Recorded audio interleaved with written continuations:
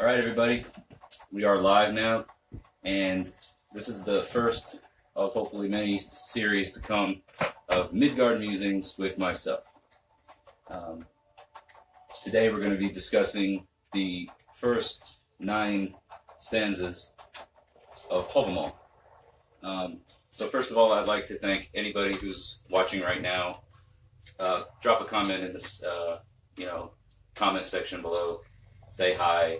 Give me a thumbs up, give me some kind of reaction button or something, and I'm gonna try to keep an eye on the discussions from this end. If there's anything that's being said, I'll try to keep an eye on it from over here.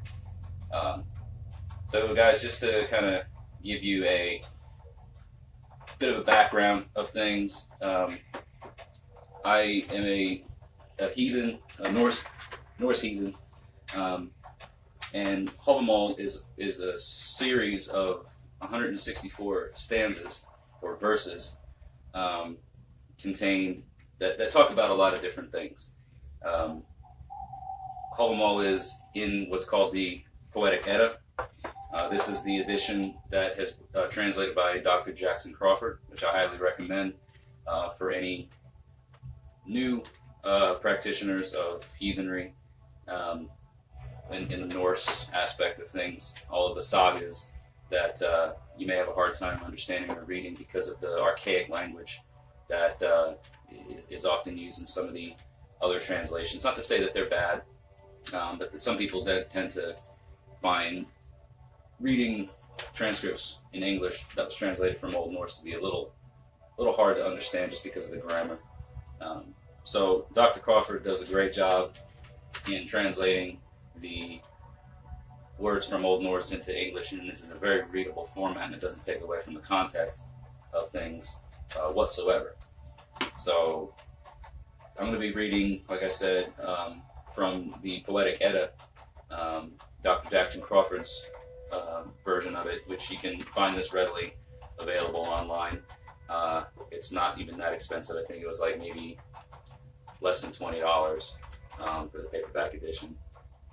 And has a great readability to it. So again, we're going to be diving into stanzas 1 through 9 of Hávamál. And what Hávamál is like I said before, it's a series of wisdom, advice from Odin himself, and it covers basically everything from how we're to be towards guests, how guests are to be treated. How to live a decent and good life that doesn't dishonor you or dishonor the people around you. Even things when it comes to your love life or your relationships. So the first, I think it's like maybe first 70 or 80 stanzas of Hávamál cover the day-to-day type stuff, things that you would encounter or that people would encounter back then for traveling and for dealing with your fellow person and fellow mankind kind of thing. So I'm going to start reading these stanzas. I'm going to bring up my insight on it, or what I feel is what it's saying, and then I invite everybody that's watching this right now to be involved in the discussion, because this is a live type of thing. And I really appreciate everybody watching this. Even if you can't watch it currently while we're doing this, you maybe get to watch it later, and definitely, include your thoughts on this as well. So yeah, the first 81 stanzas, I was said between 70 and 80, somewhere around there, but it's usually stanzas 1 through 81. Gestastoter is the part of Hávamál that is the advice for guests, okay, and travelers, and how to be a good host and how to be a good guest and all these types of things. So with that in mind, each of these videos that I do, I'm going to do 9 stanzas at a time. The reason I chose 9 is due to the significance that the number 9 has in Norse heathenry. There are 9 realms. Odin hung from Yggdrasil for 9 days to gain knowledge of the runes. So 9 is a significant number, and I thought that as much as possible we'll stick to that multiple as we go through reading Hávamál. So without further ado, Hávamál stanza 1. At every doorway before you enter, you should look around. You should take a good look around, for you never know where your enemies might be seated within. That's a pretty straightforward piece of advice to me. Obviously, it's don't be too trustworthy wherever you go. Always be aware of your surroundings, especially when you enter someplace that's not your home. You never know where your enemies may be. So not to be paranoid, but to definitely be aware of your surroundings and to look around you well enough and be aware of what could possibly be there. Stanza 2. Hail to a good host. A guest has come inside. Where should he sit? He is impatient, standing on the threshold, ready to try his luck. And for this, there's different versions or different translations of what this could actually mean. But to me, it's you don't want to leave anybody hanging there at the door. If you have somebody that comes in and as a host to your guest, you want to give him or her a seat, give them something to eat or drink, and we're going to hear some more about stuff when it comes to how to be a hospitable host for your guests. So stanza 3, he needs a fire, the one who has just come in, his knees are shivering. Food and dry clothes will do him well after his journey over the mountains. So bear in mind that back when Hávamál was written, which is, I believe, somewhere in the 900s before the Christianity or Christianization of Iceland and Scandinavia. Hospitality, there was travelers, there was people that you were moving around by foot or on horse or whatever. So you weren't always able to just go to do something and be back before the end of the day in your own house. You had to travel distances and you had to stop along the way. So you, as a homeowner or as somebody that was maybe along the traveler's path, you could possibly have been given a chance to host a guest and give them shelter. Of course, if it had been inclement weather, there was the need for them to have dry clothes. So in the ancient aspect of things and in the old world view of heathenry, hospitality is very paramount in our beliefs. So even nowadays, whenever you have a guest come, you may not need to give them a set of dry clothes or light a fire for them, but you definitely want to make sure that you're being hospitable and that you are treating them well when they come. Stanza 4 continues in the same vein. He needs water, the one who has just arrived, dry clothes, and a warm welcome from a friendly host. And if he can get it, a chance to listen and be listened to. So again, it's back then when people were traveling and had things to do with business to conduct abroad. They didn't have social media, of course. There was no way to just open up your iPhone or your Android device and see what's going on in the world around you. So word of mouth, news traveled by word of mouth and through messengers.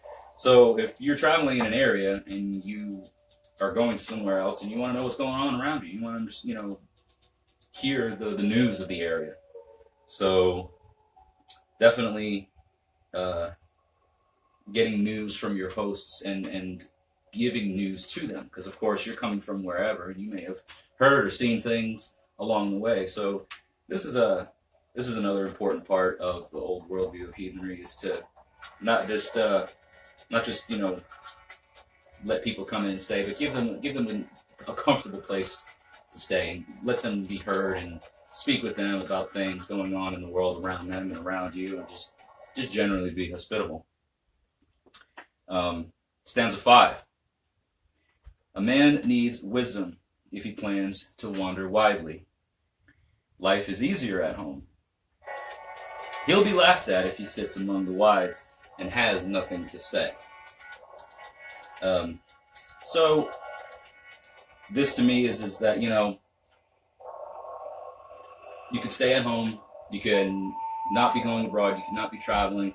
It's going to be easier for you there, but then if you're going to travel, and if you're going to be, you know, going abroad and stuff, that you definitely want to have your wits about you and have some wisdom to share, and that comes with traveling too. Of course, if you're going to become more cultured, you're going to understand the society and the customs of the areas that you go to, so you'll definitely become more cultured.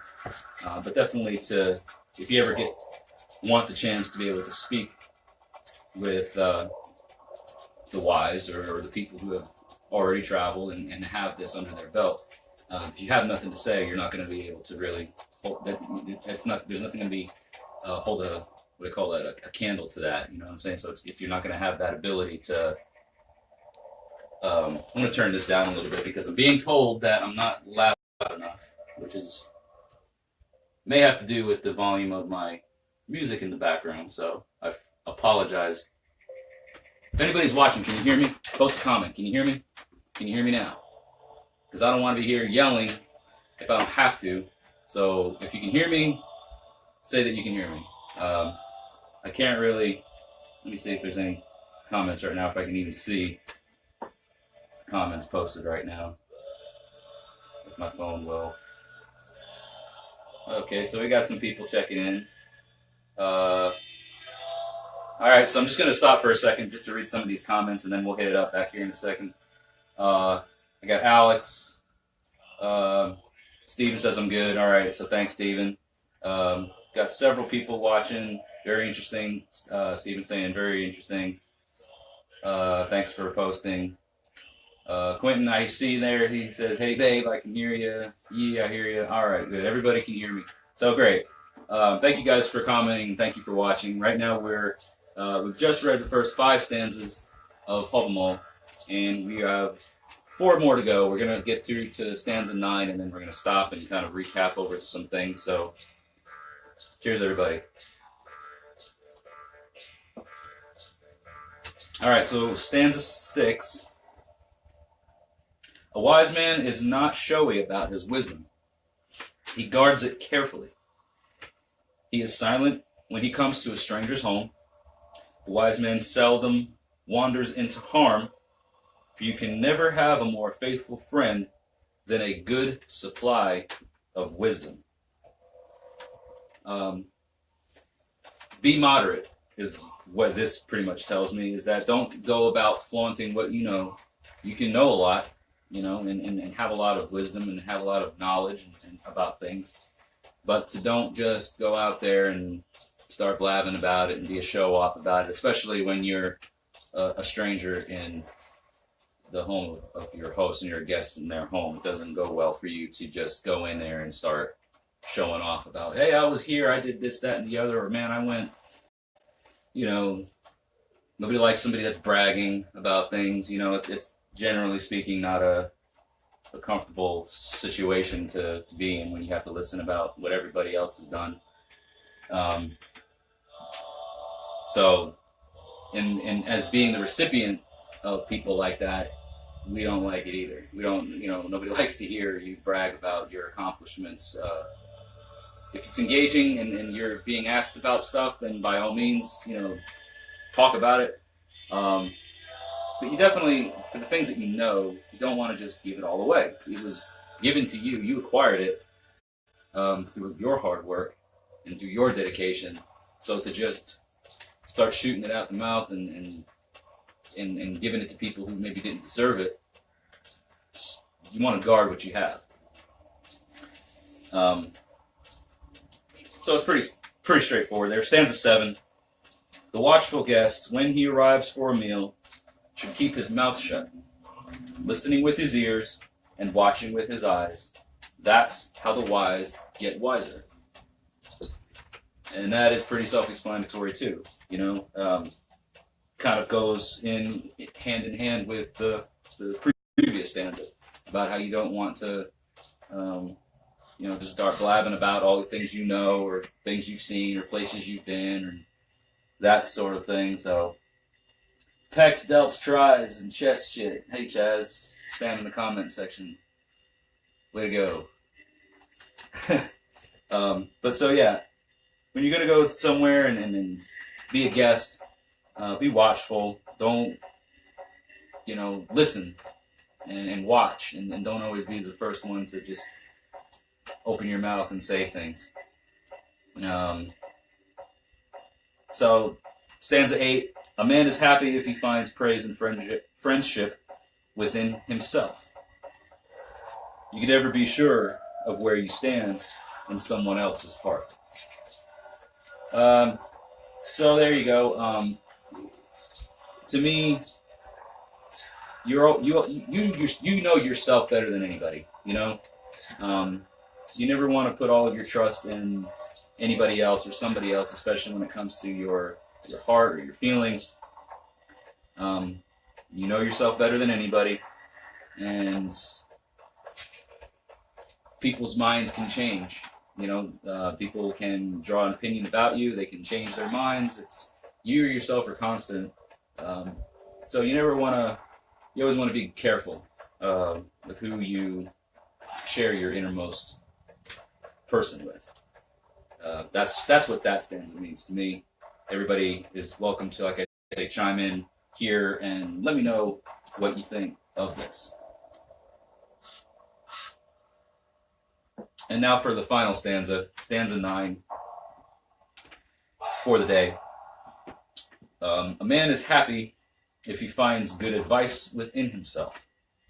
Many men have received bad advice by trusting someone else. So there you go.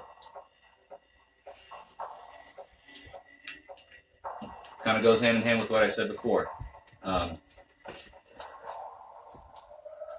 Your heart can betray you sometimes, but for the most part, you're your own best friend when it comes to a lot of things. And what this tells me is that go with what your heart says. Go with your gut. A lot of times, you don't necessarily want to shun advice, but you will get bad advice sometimes, and you have to be able to decipher things and kind of maybe divide what people say, because they may have a different motive in mind in what they're saying. They may not have your best interest in mind. So it's often best to not necessarily be withdrawn from other people's advice, but to definitely, I feel like this is definitely something that you want to be cautious when it comes to taking advice from other people. Stephen Beatty's commented right now and says, learn about your surroundings before you let your surroundings learn about you.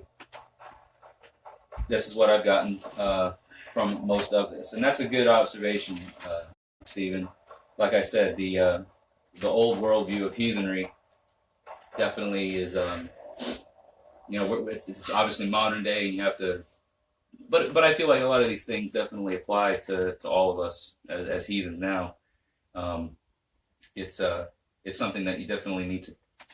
The world is such a crazy place. Be aware of things around you. Don't be walking through life in a haze or a daze or a craze or anything like that. So you definitely take into consideration life that's going on around you.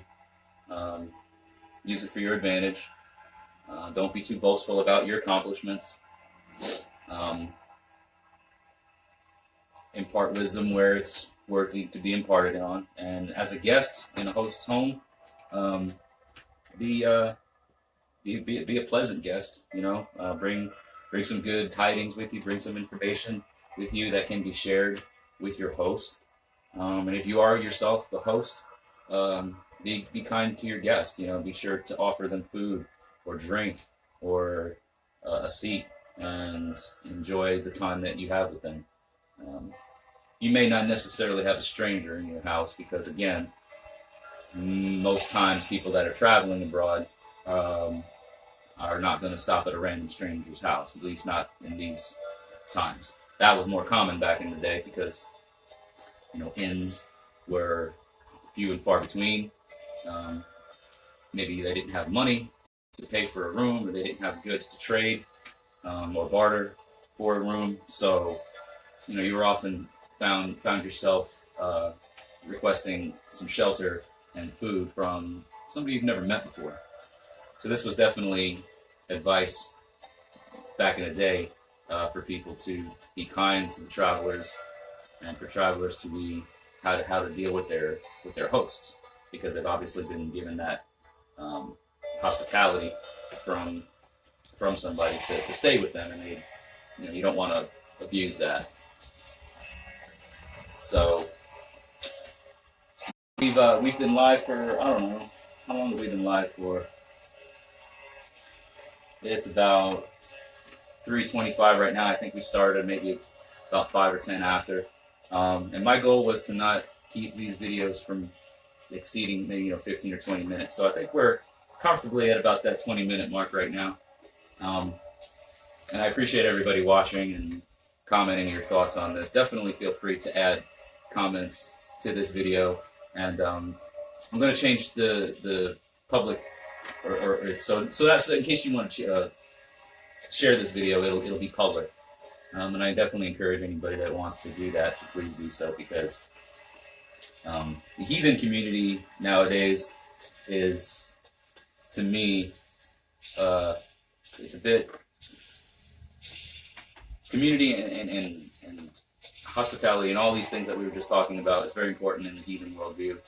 And we're all spread out. There's not a lot of opportunities for us to gather with each other in person. So in this way, we can sort of gather together as much as we can in this type of sense. So if you, again, share the video, it gets more people involved, and hopefully it sheds light on things that maybe people may not have known before, or thought about before. The whole sense of community and heathen society, it's under attack in a way too, because you have all of these different factions that are popping up across this country and across the world, racist factions and things that are using symbols like what you see on my altar here, hammers and runes and volcanuts and things of that nature that are sacred in our religion, and they're being used to further an ideology that is corrupt and that is false. And while everybody has the right to believe what they want to believe and feel the way they want to feel,